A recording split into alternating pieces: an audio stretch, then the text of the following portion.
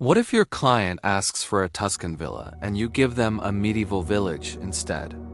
That's exactly what happened with Village House, a 2024 World Architecture Festival winner by Studio MK27, located on a sprawling ranch in São Paulo's countryside. This project completely redefines what a luxury home can be. And here's the kicker: there's no main entrance.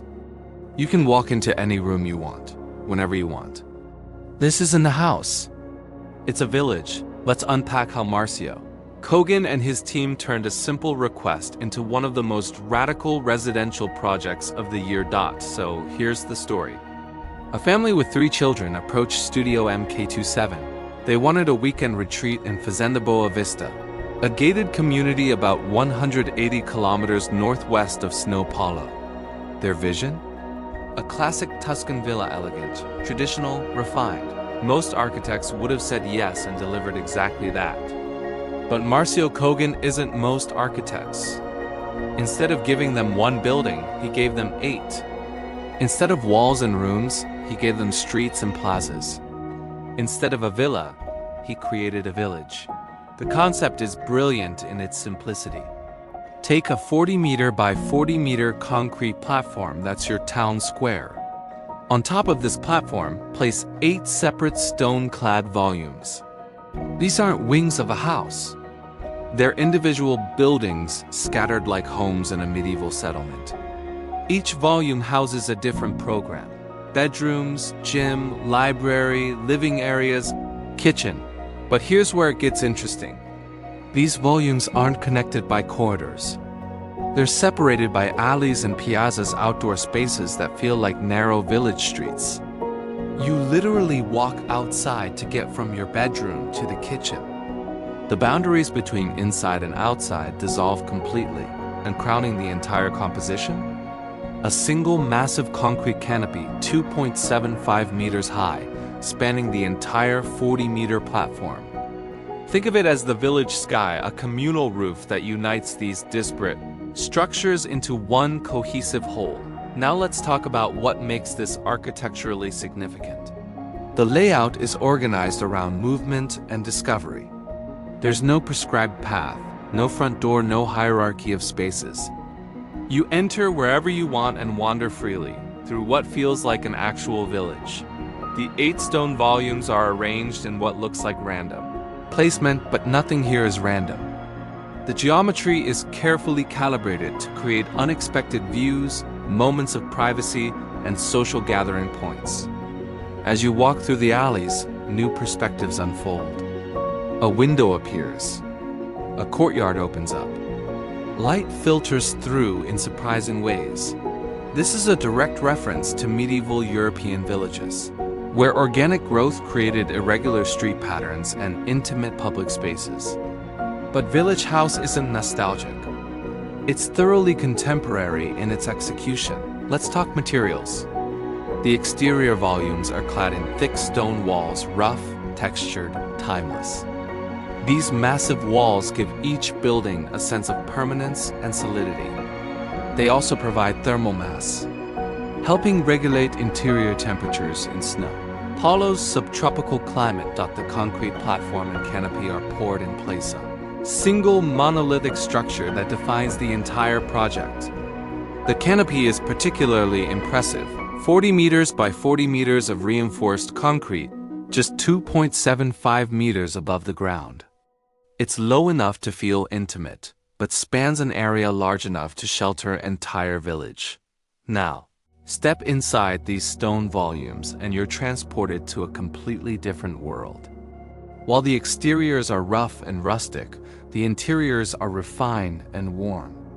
Diana Rademeisler and Luisa Vicentini designed interiors that are havens of elegance.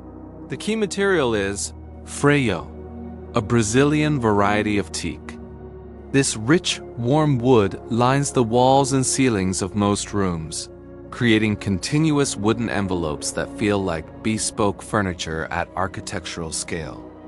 It's tactile, it's luxurious, and it creates incredible acoustic quality. The furniture is carefully curated contemporary Brazilian designers, generous proportions, natural materials. Leather, native woods, woven textiles. Everything reinforces the connection to place and craft. The master suite is particularly stunning.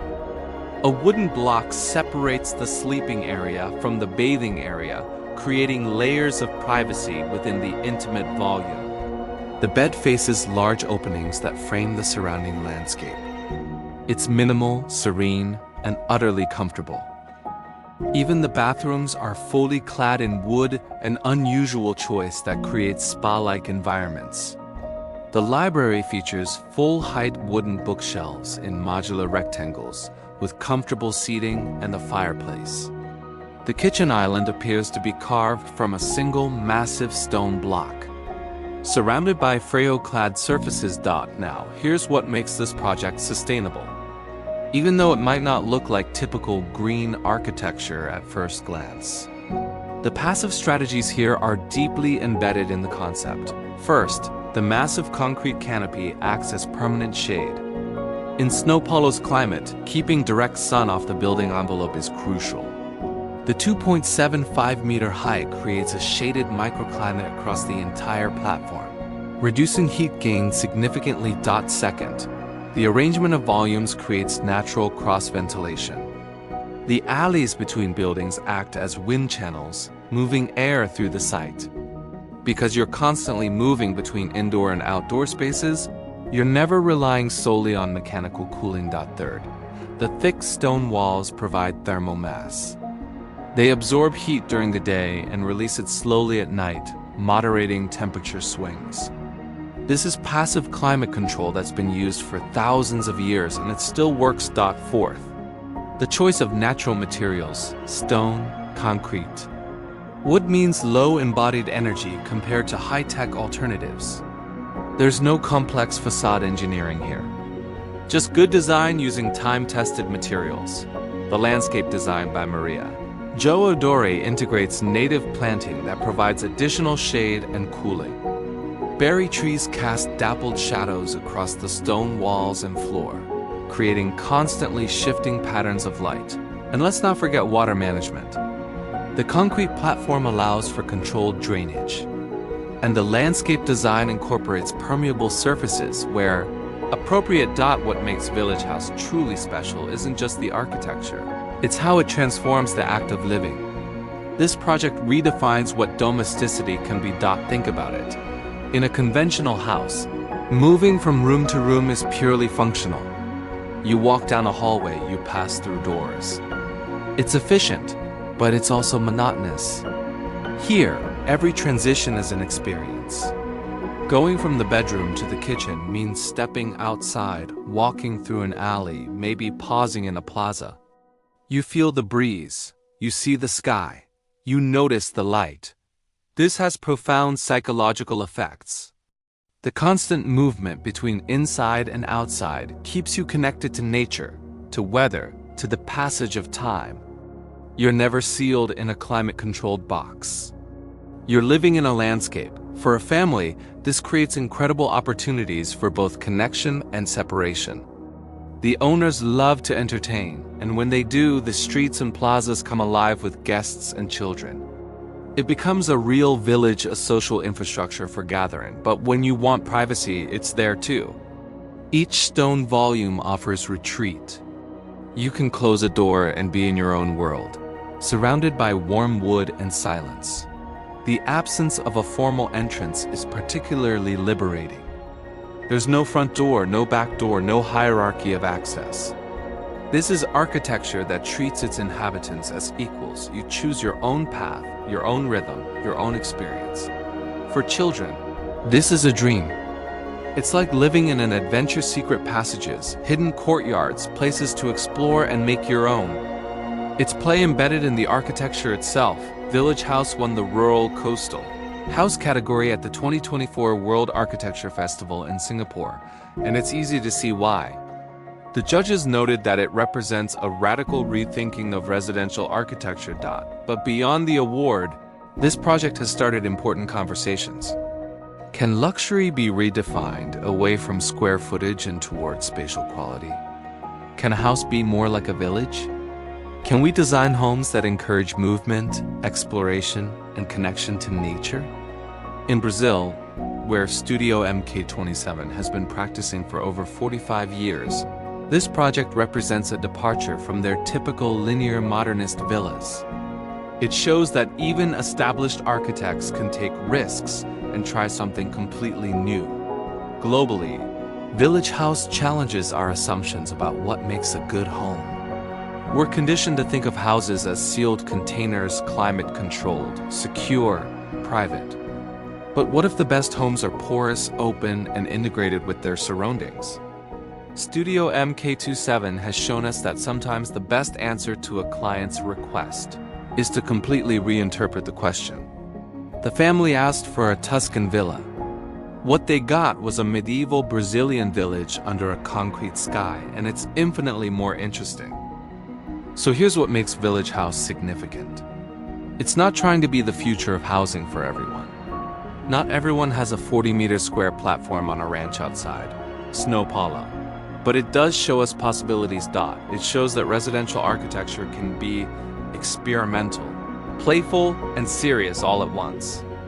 It proves that traditional ideas like medieval village planning can be reinterpreted through contemporary materials and techniques. It demonstrates that sustainability doesn't have to look a certain way. Sometimes the most sustainable design is just good design. Most importantly, it reminds us that architecture isn't just about buildings. It's about how we move through space, how we experience time, how we connect with each other and with nature.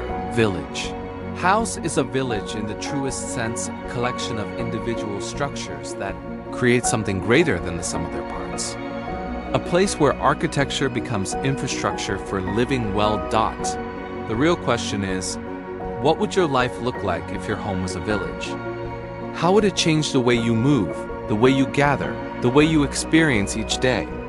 That's the question Studio MK27 asks with every alley, every plaza, every stone volume under that magnificent concrete sky. If this deep dive into Village House got you thinking about architecture differently, don't forget to subscribe.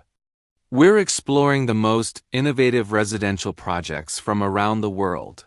And there's a lot more coming. What do you think? Would you want to live in a house with no front door? A place where going to the kitchen means walking outside? Drop your thoughts in the comments. Thanks for watching, and I'll see you in the next one.